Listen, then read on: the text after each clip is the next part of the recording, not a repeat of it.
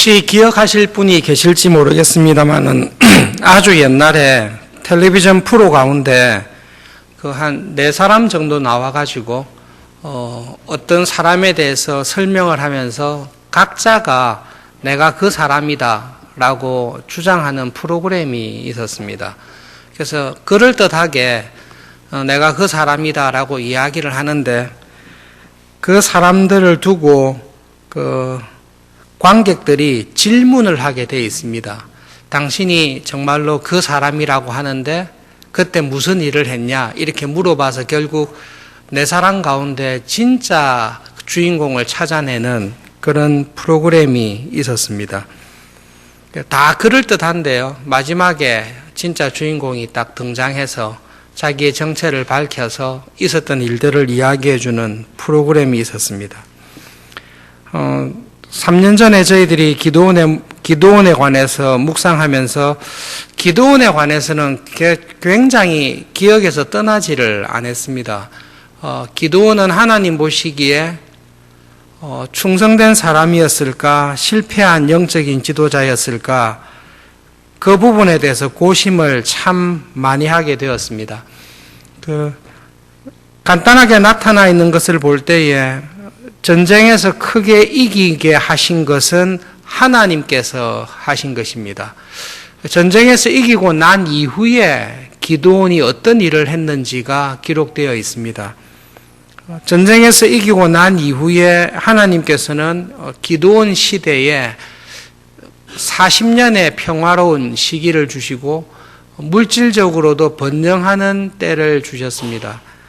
1700세겔의 금을 지금으로 하면 20kg에 해당하는 금을 기드온에게 줬는데 그것은 많은 탈취물 가운데 선물로 준 것이 금 20kg입니다. 지금 우리가 가지고 있는 거로 하면 13억 정도 되는 걸로 알고 있습니다. 기드온이 그것을 가지고 금 에봇을 만들었고 40년의 평화로운 기간 가운데 어떻게 살았는지에 대해서 사사기의 저자는 자세히 기록하고 있습니다. 그리고 기드온이 죽고 난 이후에 이스라엘 백성들이 어떻게 되었는지 자세히 설명하고 있습니다. 기드온이 죽자마자 이스라엘 백성들은 우상 숭배에 빠져들게 되고 혼란과 내전 상태에 들어가게 된 것을 성경은 기록하고 있습니다. 그러면서 주목해서 하는 말이 기드온이 만들었던 금 에봇이 이스라엘 백성들을 우상 숭배하게 만들었던 큰 올무가 되었다. 그렇게 기록하고 있습니다. 기드온을 비판하거나 우리가 이전에 살았던 믿음의 선배들의 잘못된 점을 찾아내서 그 잘못된 점들을 지적하는 것이 우리가 말씀을 배우는 목적은 결코 아닙니다. 그러나 모든 것을 다 덮거나 좋은 점만 보는 게 아니라 새벽에 영적인 지도자로서 하나님께서 주신 은혜가 있고 축복이 있는데 그 은혜와 축복을 교회를 위해서 어떻게 사용했는지는 우리가 깊게 한번 돌아봐야 될 필요가 있습니다. 300여 년 동안의 사사시대의 혼란 가운데 기드온 때처럼 40년간의 평화가 있고 하나님께서 주신 풍요가 있었던 시절은 별로 없었습니다. 그런데 그 시절을 기드온은 지혜롭지 못하게 쓴 것은 분명합니다. 우리가 맞도록 설명하면 결혼식은 굉장히 거창하게 했는데 결혼 생활은 참 지혜롭지 못하게 했습니다. 그 문제가 우리에게도 있습니다. 여러 가지 새벽에 우리가 집중해서 기도할 필요도 분명히 있기 때문에 거두절미하고 잠깐 동안 하나님께서 우리 교회에, 한국 교회에 주신 은혜를 돌아보면 이렇습니다. 한국 교회는 1960년대 이후로 지속적인 성장을 계속해 왔습니다. 60년대, 70년대, 80년대 들었으면서 기드온이 큰 승리를 이루었듯이 하나님께서 한국교회에 그 당시에 부어주신 은혜가 30년간 넘쳤습니다. 한국교회가 성장하게 된 가장 강력한 동인이 어디에 있습니까? 오늘 특송하신 대로 주일학교의 성장에 있었습니다. 물론 전도 초청 집회를 통해서 장년 성인들을 전도하는 일에도 열심을 냈습니다. 그러나 그 모든 시기에 통계나 자료를 보시면 한국교회의 주된 성장의 동력은 주일학교의 성장입니다. 제가 자랐던 부산의 서부교회라고 있습니다. 백영희 목사님의 백파교회인데요. 70년대의 서부교회의 주일학교 학생들은 아마 전국에서 가장 많았을 정도로 수백 명, 수천 명의 주일학교 학생들이 교회에 출석했습니다. 그리고 그 시절에 주일학교 학생들의 부흥을 통해서 교회가 엄청나게 성장했다라는 이야기들은 저희들이 다 듣고 있습니다. 저희도 자랐을 때 여름 성경학교 또 주일학교가 한 해가 다르게 엄청나게 부흥 성장한 것을 기억하고 있습니다. 70년대와 80년도에 한국교회가 기도원에게 큰 성공을 주셨듯이 기하급수적으로 성장했는데 그 주된 동력은 주일학교 교육부서의 성장이었습니다.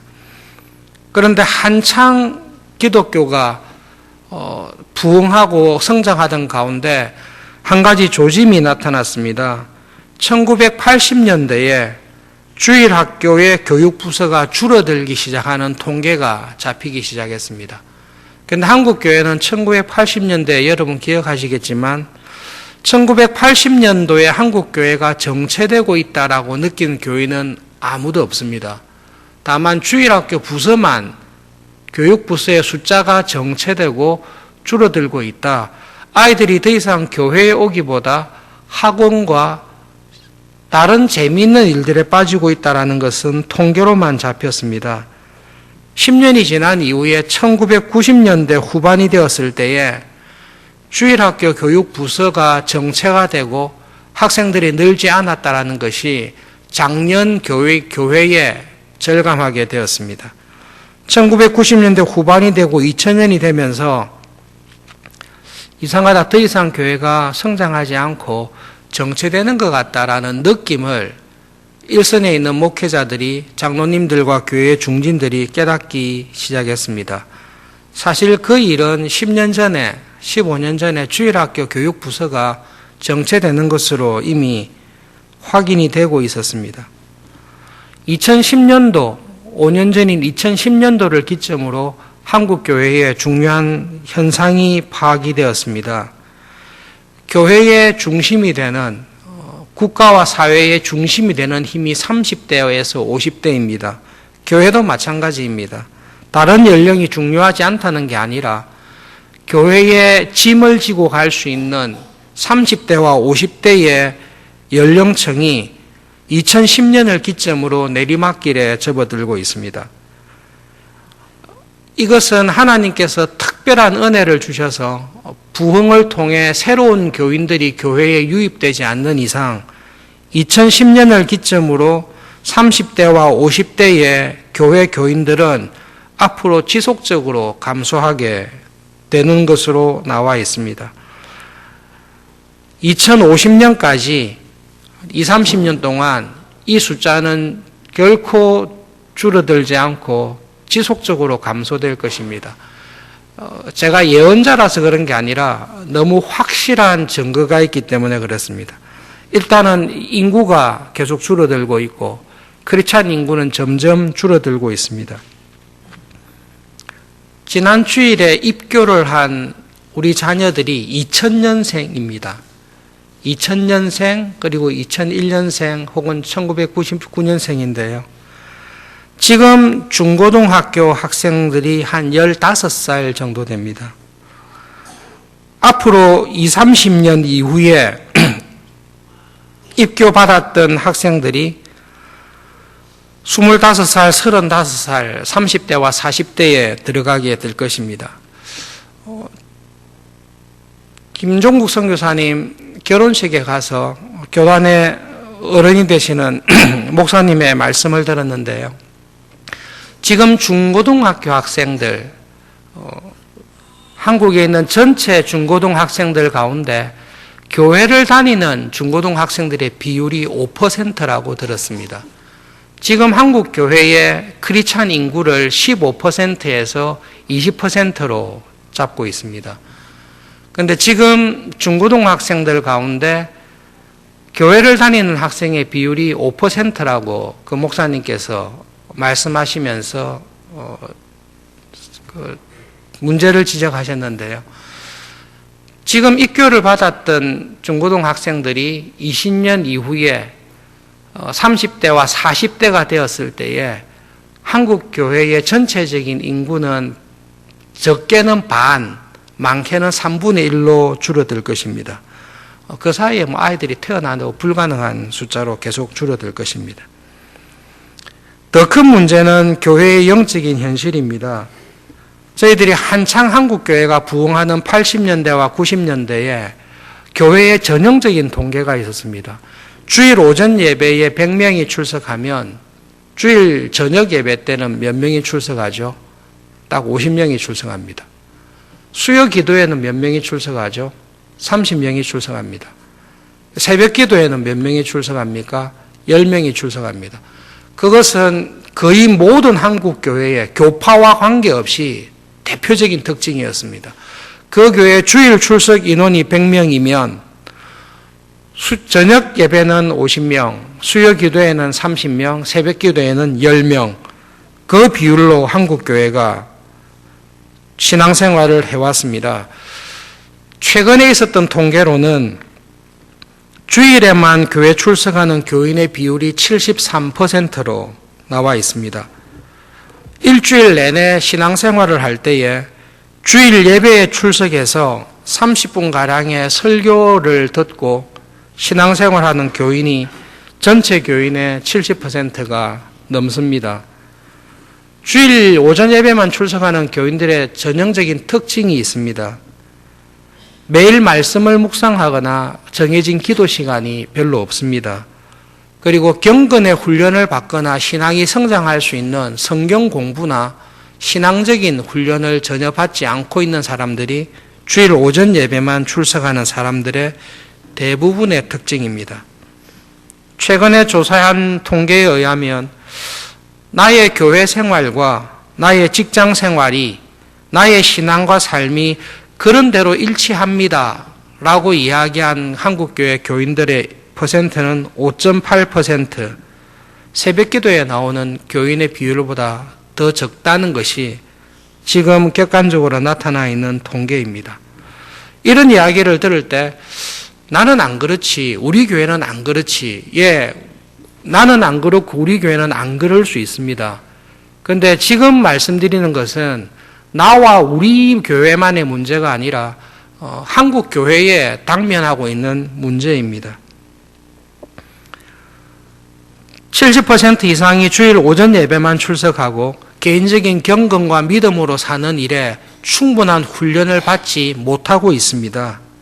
그 결과 교회에 어떤 일이 벌어지는가 하면 자기가 다니는 교회가 열악한 환경에 있거나 자기가 다니는 교회가 내가 힘을 써서 봉사해야 될 교회일 경우에 그런 교회에 출석하는 것을 기뻐하는 교인들이 점점 줄어들고 있습니다. 이미 1990년도에 교인이 늘어나기만 하면 개척을 했던 유명한 훌륭한 목사님이 계셨습니다. 교회를 3개 내지 4개를 개척했는데요. 그 이후로는 개척을 안 하기로 했습니다. 왜냐하면 교회를 개척해서 교회에서 자금을 대고 건물을 구입하고 나갈 수 있도록 후원을 했는데 어느 시점부터인가 개척해서 함께 나가서 그 교회가 자립하고 교회가 성숙하게 되도록 헌신하는 교인들이 없어졌기 때문에 그 교회는 그 이후로 분립 개척하는 일을 포기하고 지금도 여전히 그 교회에서 열심히 신앙생활하는 일로 지내고 있습니다. 1990년대를 기점으로 한국교회가 정체적으로 쇠퇴하고 정체기에 들었습니다. 90년대 이후로 모든 종교가 다 쇠퇴했습니까? 라는 문제가 있습니다. 기독교는 분명히 쇠퇴하고 있습니다. 개신교는 특별히 두드러지게 쇠퇴하고 있다는 것을 우리는 경험하고 있습니다. 그러나 그 기간 중에 가톨릭 교회는 2.5배 이상 성장했습니다. 186만 명 정도였던 가톨릭 교회가 기독교가 쇠퇴하는 기간 중에 514만 명으로 2.5배 이상 성장했습니다. 그 기간 중에 불교도 많이 성장을 해서 2005년 기준으로 1,000만이 넘는 불교인들이 있습니다. 더 놀라운 사실은 점집들이 40% 매년 40% 이상 성장하고 있고 이 점집을 많이 이용하는 교인들이 많다는 것은 우리가 알고 있습니다. 더 놀라운 사실은 이단들의 성장입니다. 이단들이 이 기간 가운데 엄청나게 성장해서 신천지나 이단 교회들이 기존 교회들을 예배당을 사들이고 있다는 것은 우리가 익히 잘 알고 있습니다.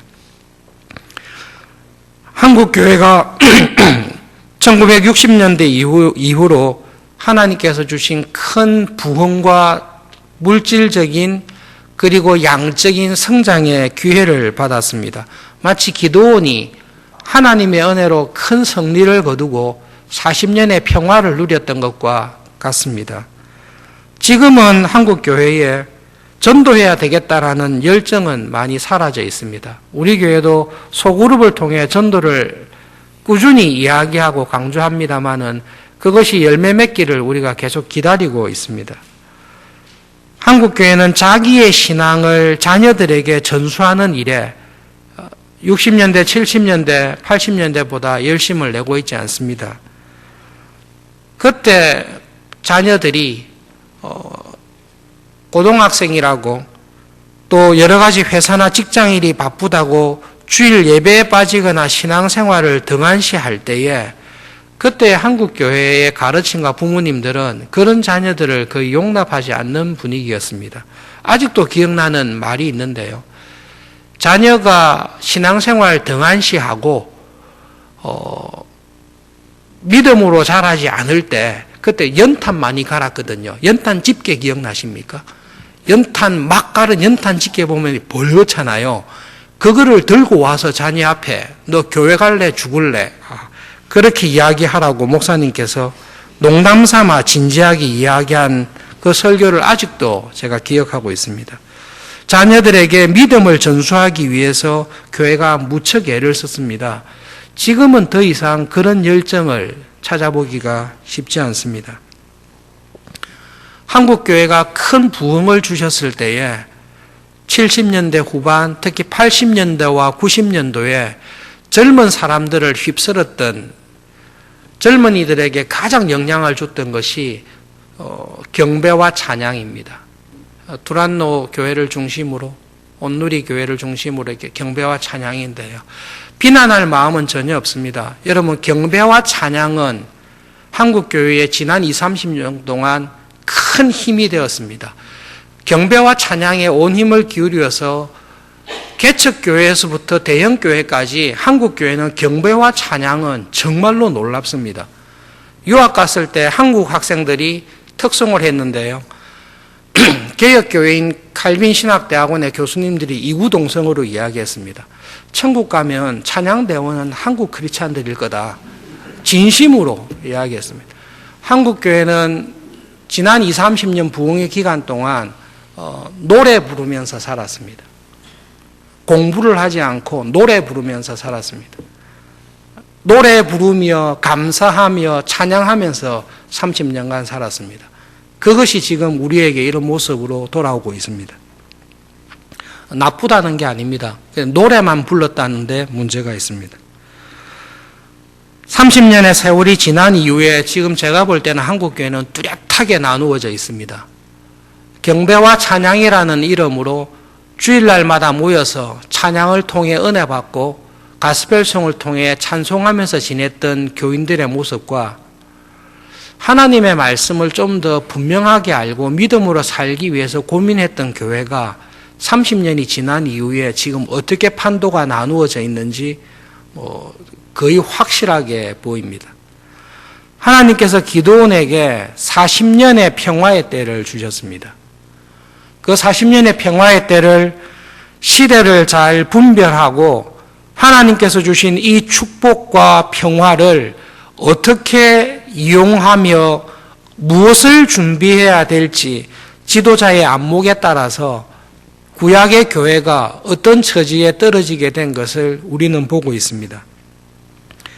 당회에서 장로님들과 또 재직회 안수 집사님들을 중심으로 비전 2015를 생각하면서 고민하는 부분은 이런 부분들입니다.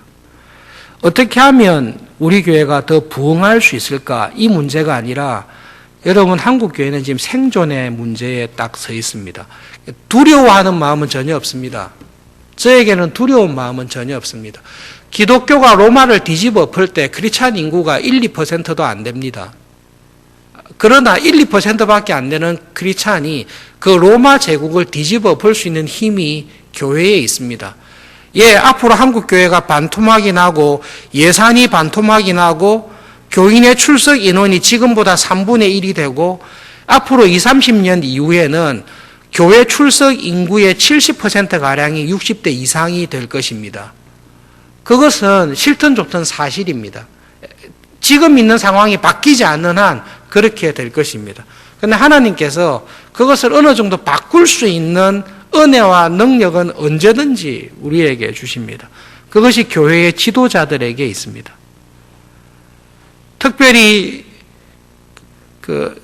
부탁드리고 싶은 것은 당회 장로님들과 재직회에 좀 나이가 있는 집사님들과 이야기할 때는 이런 문제들에 대해 의식하고 교회가 내적으로 또 조직이나 건물이나 교회 전체적인 방향이 어디로 갈까를 고민을 하고 있는데 정작 이 일을 몸으로 부딪혀야 될 30대와 40대의 집사님들은 이 일이 심각한 것에 대해서 전혀 생각이 없습니다. 우리 교회는 지금 잘 되고 있지 않습니까? 경배와 찬양으로 충분하지 않습니까? 시대를 분별하는 눈이나 안목이 많이 필요합니다.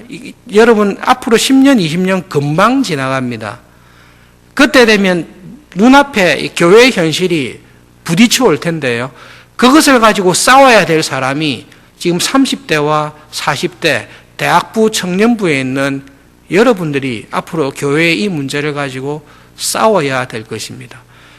믿음의 선배였던 기드온의 신앙의 모습을 비난만 하지 마시고 곰곰이 살펴보십시오. 그리고 아무리 시대가 암울하다 할지라도 하나님께서 교회에 교회답게 서서 살아가는 은혜를 주실 때 교회는 능히 이길 수 있는 힘이 있습니다.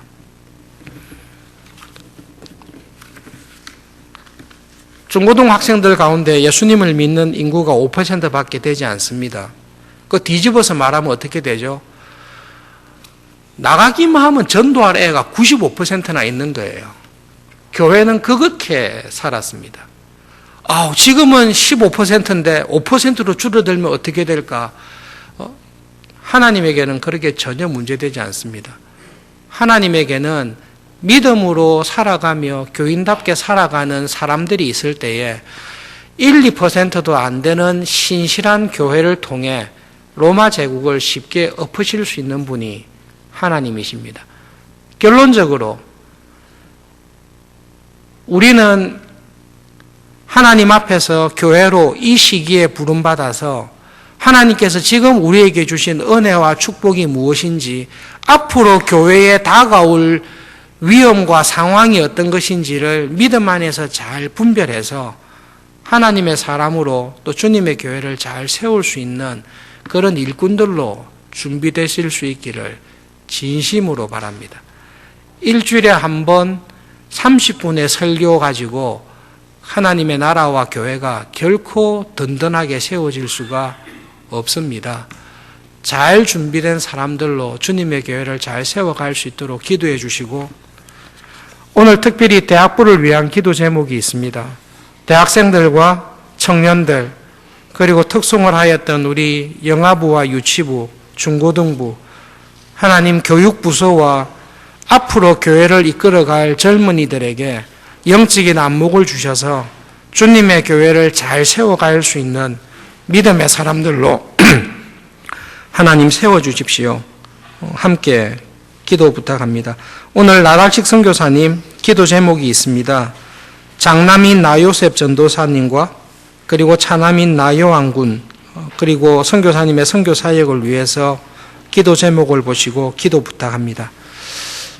오늘도 하나님과 함께 동행하시면 하루가 되기를 바랍니다. 기도하겠습니다.